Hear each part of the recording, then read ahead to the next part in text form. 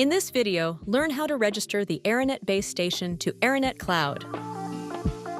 To connect your Aranet base station to Aranet Cloud, ensure the base station is connected to the Internet. Then, register or log in to your Aranet Cloud account by visiting aranet.cloud.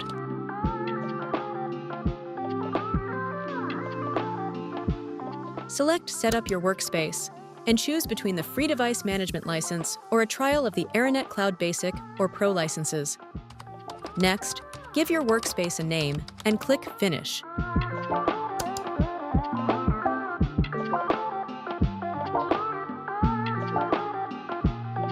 To register your base station, locate its credentials, such as the serial number and Wi-Fi SSID, and enter them in the provided fields.